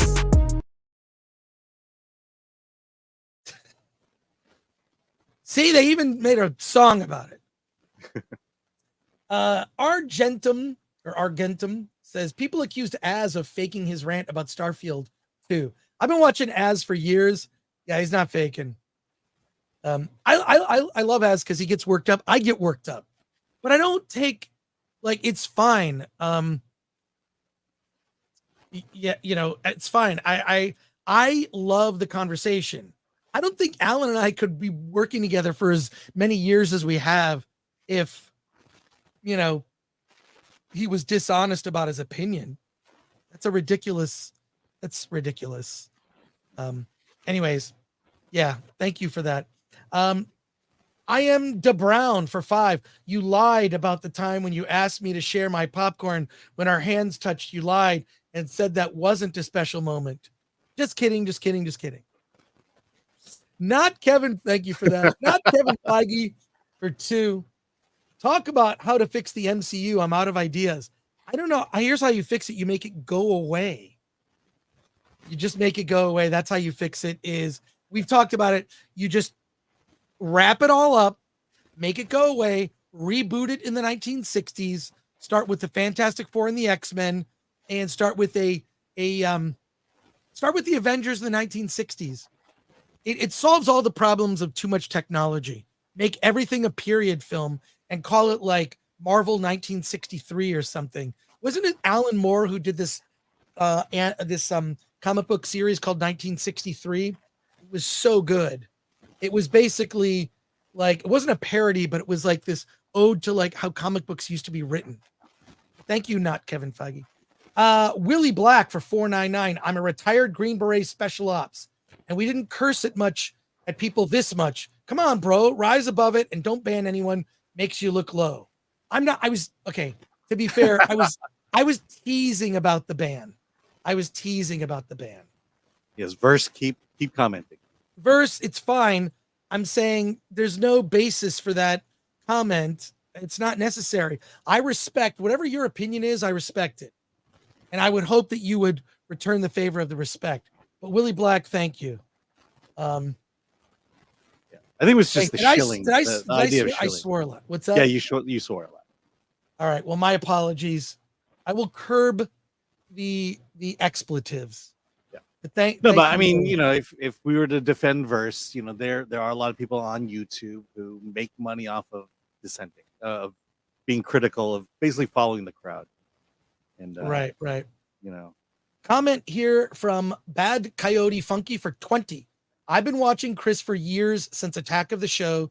He's always been honest, a commentator and critic I can always rely on. Plus, he said he loved my name at Star Wars Celebration Anaheim 2015. Was I at the Hilton Bar? Was I at the Hilton Bar? Or was I at the Marriott Bar? That's probably where I saw you, Bad Coyote Funky. Let me know. Willie Black. I was there too, by the way. Willie Black, I will calm down. I promise I will calm down. I get a little worked up sometimes, but I'd rather debate different views, like challenge the things I'm saying, not my credibility. I would hope by this point, I've been doing the Film Threat podcast since 2017 when we relaunched our YouTube channel. Alan and I have been doing this almost 2 years together. And it was on the convention floor, says Bad Coyote Funky. All right. Well, there you go. I love going. I have vivid memories of that 2015. That's when we were all optimistic about Star Wars. You remember? Yeah, it was great. It was before The Force Awakens came out. Yeah. Mm-hmm. Remember when little BB-8 rolled out on stage? And it was great. I was very AJ and Kathleen were all happy. And yeah. Lord Thoth is with a very important comment. So how can we have 1,300 people watching and only 550 likes? Do it. Smash that like button. Smash that like button. And by the way, we're about 20 people away from hitting 2,000 on Rumble. Oh, that's great. 20 from 2,000 on Rumble. Yeah. Shout out to Rumble. Yeah. In fact, I didn't mention, but Friday we had over 100 people watching us on Rumble.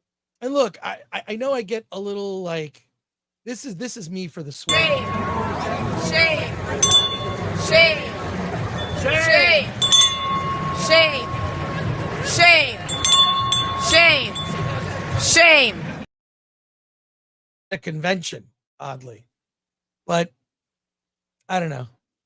I will tell you this Ahsoka series is not, I'm not as upset about the Ahsoka series as I was about Obi-Wan, in particular the shared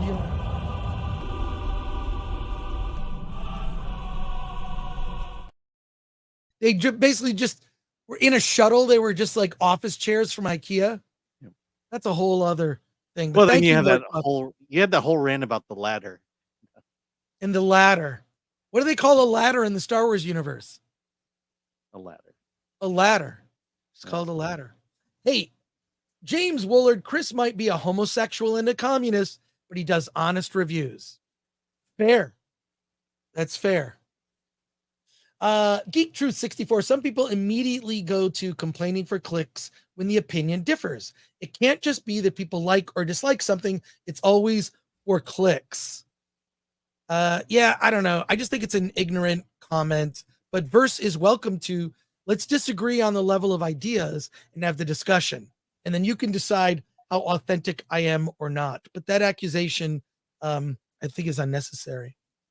Julian Marco says everyone was talking about Velma when it came out. Doesn't mean it was good. Sometimes people just, we already got that one. Yeah. Thank you, Julian Marco. Wild Hunter. Ezra tried to bring back Kanan, but Ahsoka showed him that all his friends would die if he did. Some things can't be changed in the world between worlds. You're going to have to tell me what the rules are. All I know is that you can get killed by a lightsaber and it can chop off limbs. But in Disney Star Wars, you can still live with a lightsaber wound. It's merely a flesh wound, to quote Monty Python in the Holy Grail. I mean, look, if your series is going to survive, you got to bring back popular characters, I guess. And that was Ahsoka. Julian Marco says, Anakin, hey, Ahsoka. So what have you been doing? I hope you've been helping my son and aren't just letting him become a vagabond, right? The General Grievous 19 says World Between Worlds was definitely controversial already when it showed up in Rebels. And Lord Thoth says it isn't in her mind. Okay, we already said that. We'll see next episode, not 100% confirmed. Mm-hmm. And with regard to Hera, she is a Washington general. So there you go. Rumble, One Punch Man from Rumble. You're less than 20 followers away from 2,000 folks. Film Threat, good job. Well, thank you for that. Mike Dude says, discovered the channel last week, and I really appreciate your takes and constructive criticisms. Keep up the great work, guys. But I will curb the expletives. It will curb the expletives. Yeah. Look. Maybe I'll drop a few. I don't think you ever swear. Have I ever heard you swear, Alan? I did on the Barbie. Episode. Yeah, that's true. Yeah, but you had a good reason. Too Chill, Too Game says this episode was odd. The characters all of a sudden started doing things very jarring coming from episode 3. It took me right out of it. Well, this is the best episode of Ahsoka, is episode 4. And I'm interested. So Fletcher Williams says, if Disney is trying to get us to love the Sith and the dark side, this show is a hit. And Paulie from Latino Slant, Gore still smoking that birthday weed. Wait, what? From Rumble, Lord Shax, I think a story about Alan's haircut is more exciting than Disney Star Wars. What if Alan's haircut happened from a lightsaber? It's possible. Adam says this is for Filoni only. And final remark here, Ray Stevenson is the only bright spot in the show, says Leslie Tarkin. I think Ray Stevenson is fantastic. Him passing away is tragic. So I don't know if I don't know if he's going to make it to the end of the show, his character. Well, but they're going to have to recast. Yeah. I saw a great Balin Skoll at DragonCon. I took a photo. I'll post that on my personal. Was it sexy Balin? No, but I did see a sexy Jar Jar. Yeah. If you go to my Instagram, should I show this? I'm just going to show it. I'm going to show it. You want to see what sexy Jar Jar looks like? I'm going to show you right here. Give me a second. Here's my Instagram. I post just photos on Instagram. So it's just pictures, but I don't post very often. So here you go. So this is my stream of, I took a bunch of video. Here's a sexy Dune sandworm, which was great. That was amazing. Sexy Dune sandworm. And then we don't want to look at this, but oh boy. there's video from DragonCon, what it was like to be there. That was a lot of fun. What am I doing? Wait, I'm doing it wrong. Yeah. Go back. I'm gonna go back to this. Okay, now do the middle right arrow in the middle. Yeah, of the here we screen. go, like this. Look, Jaws, got some Avatar ladies, Spider Punk. Oh my God, the Spider Punk was so good. Yeah. Like just so this look, a guy with the best John Travolta t-shirt I've ever seen. And here we go, sexy Jar Jar. And we just lost like 200 people watching the stream from sexy Jar Jar. So there you go. You never thought you would see that in your life here, sexy Jar Jar. You're right about that. And Goth IHOP.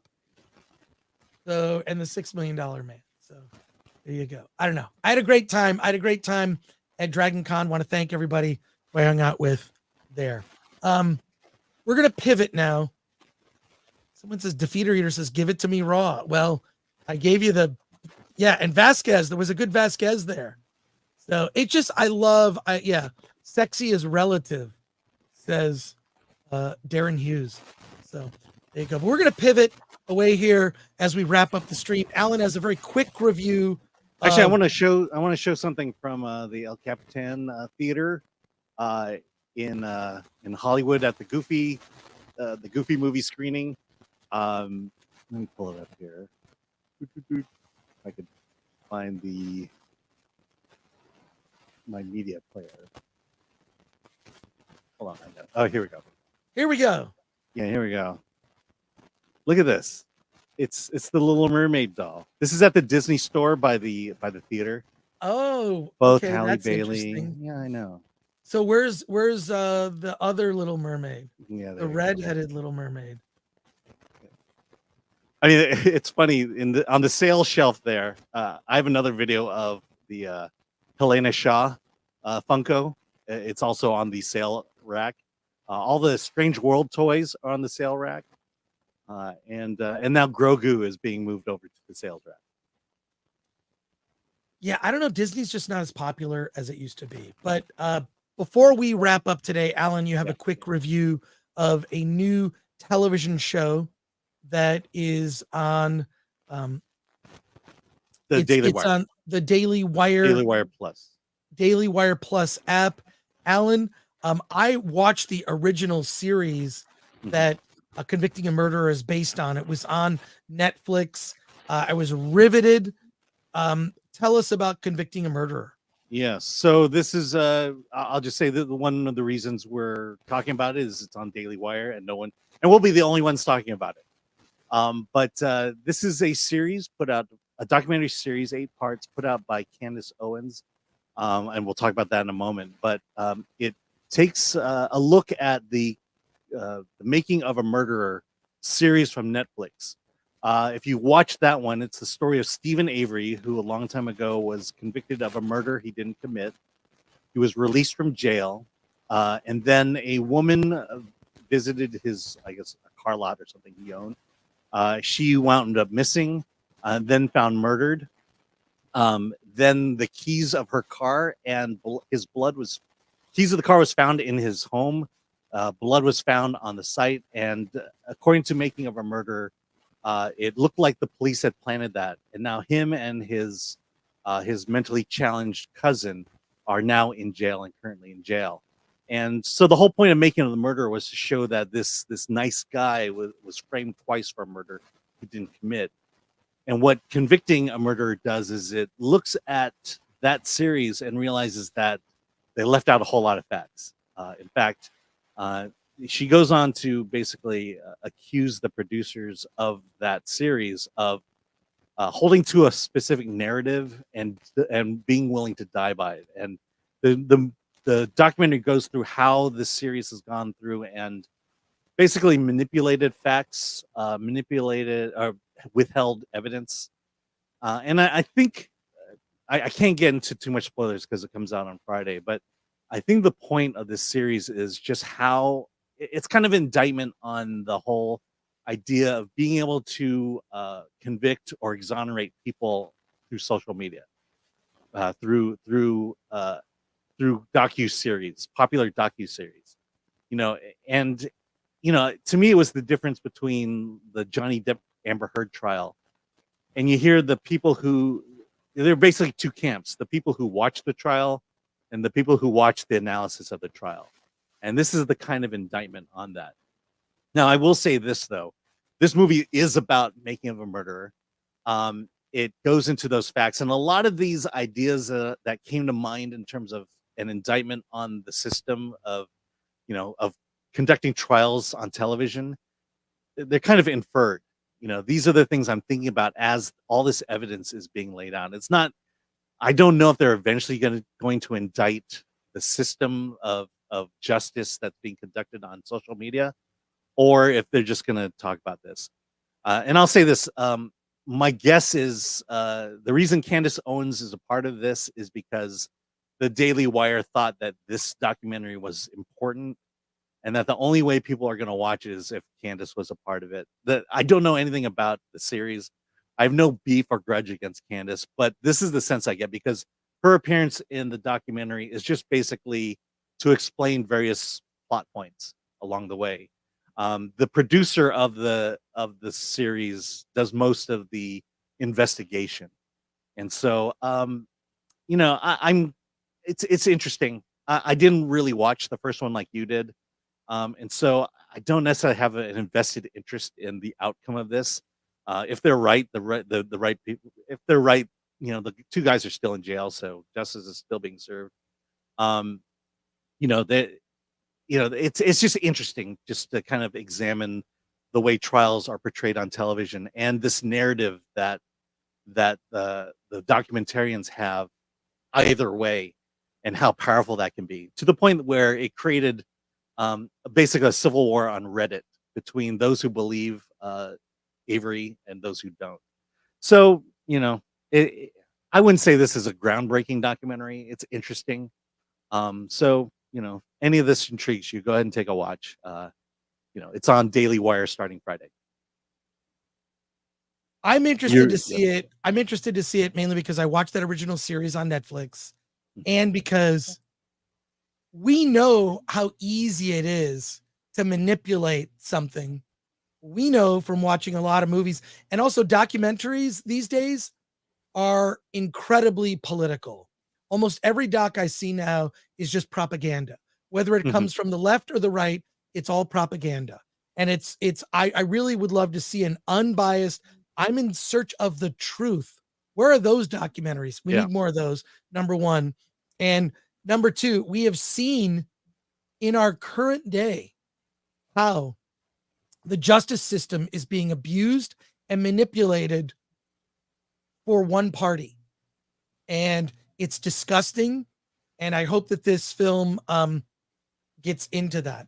Yeah. Well, let's be real. The justice system has been perverted on both sides.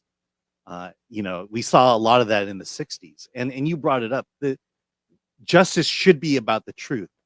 Whether it's not about one side winning or the other side winning, it's about presenting the facts and coming to an opinion and having people advocate for you. But now justice, we're seeing it today. I can't tell you where. You might know, but it does feel like only certain facts are being presented to us, and B, the important people are the only ones allowed to analyze those facts. Right. And we need to get back to a point, for justice sake, to where truth is a truth, and we decide based on the truth given to us at hand. Right. Quick comments here. Robot Dude says, especially that doc called Attack of the Doc. Except Attack of the Doc says imperfect. Tom Siebert says, yes, the Lovely Bones author had that dude sent away for years and years, and her non-apology was more like a woe is me for being so effed up. It was disgusting. What's disgusting is when people are the victims of false accusations, and then the accuser suffers no consequences. We've seen that happening in a certain realm in justice. Lori Ormond, who's a member, says, even after watching the Netflix doc, I was like, that MFer is guilty as sin. Yeah. And that's interesting. A point that, what was presented, there was a second trial. He got convicted of murder, and everyone wonders, and it looked like the police had planned all that evidence. Right. So how did he get convicted? And clearly there was evidence being presented that was not in that document. Well, there you go. KG Jung says, still waiting for my copy of Attack of the Doc. Never even saw G4. You mean, did you order it? I can't help you. You can go to send an email to attackofthedoc@gmail.com. By the way, we've only got like one box left. It's going to sell out in the next week or so. At the pace that we're selling them, the Attack of the Doc is going to sell out. I'm sorry to say. So if you were looking to get a copy, get it now. Because it's just, I can't, I told everyone about it. I said, look, so I'm going to press a certain number. There's going to be a certain number of copies left. Go to shop.filmthreat.com or go to attackofthedoc.com. And yeah, I don't know what you mean by saying you never got it. I don't know if you didn't get it, right. Yeah. You didn't get it. Order it now. This may be your last chance to order it. So there you go. A few other final, already ordered like days ago. Oh, we'll give it a week. We're not Amazon. Give it a week, KG Jung. Give it a week. I know the guy. I have one guy that does it all. One guy who does all the orders. It's not me. I stuff them and I sign them, but it's on the way That I can promise you. The Nerd Far Away, since I made mention of it earlier, Chris and Alan, if you ever do a review, you consider doing a review of Foundation Season 2. We'll consider it. We're definitely going to need a new show. And I do have Apple TV Plus. So there you go. And thank you, Nerd Far Away. And Defeater Eater, wish more people actually did their jobs and talked about content regardless of the platform. Yes, when we reviewed What is a Woman, I was surprised there were like 5 reviews. And that's it. It was kind of weird. Like, Terror on the Prairie. Let's go with same thing with Terror on the Prairie. I don't know. Whatever. I'm like, look, Terror on the Prairie got a mixed review from us. And then Candace Owens made that documentary about BLM and it got a bad review. Like, it's not, there's no guarantee. Like, Alan and I try to take everything at face value and just be honest with my opinion. So there you go. But yeah, Attack of the Doc looks like very close to selling out.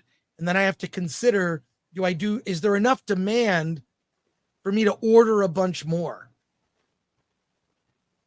So if you're going to get it, go to shop.filmthreat.com now. Unknown says, I got my signed copy. There you go. So yes, thank you, Chris, Alan, as well as the rest of Film Threat. We do our best, but I try to say to people, like, Film Threat is not me. Film Threat represents a group of people that are looking at independent films and movies from all over the world. Now, Alan and I do the YouTube show, but there are about 30 other writers that contribute reviews on Film Threat. So if you go to filmthreat.com, read it every day. Although we have too many ads on the site, and it bothers me that we have too many ads. It annoys me. Yeah. I'm gonna have to cut down. I'm gonna cut down on the ads. Yeah, I'm not sure how that YouTube thing in the middle of it is. I don't know if that's moving the needle at all. I don't know if it is either, but whatever. It's all good. Anyways, I want to thank our mods, Lord Thoth and Latino Slant. Paulie, want to thank Ms. P Coffee, Glenn Brown, our producer. I want to thank Alan for just hanging out and chilling. Yeah, like Alan, I'll see you and tonight. happy not your birthday. Happy not. This was not a birthday stream. This was not a birthday stream at all.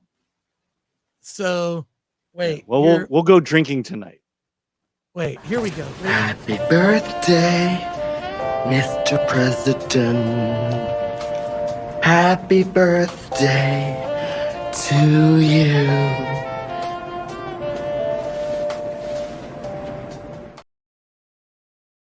I'm sexy. You look. I don't know. I'm just.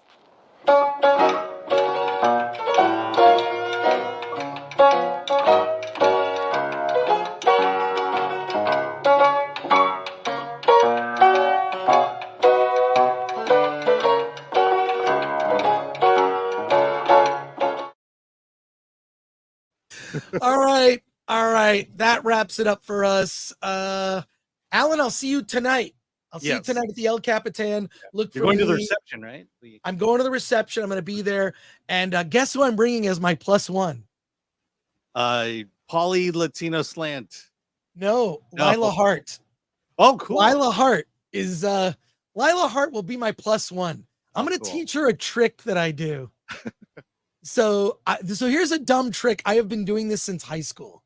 This shows you how mature I am. Okay.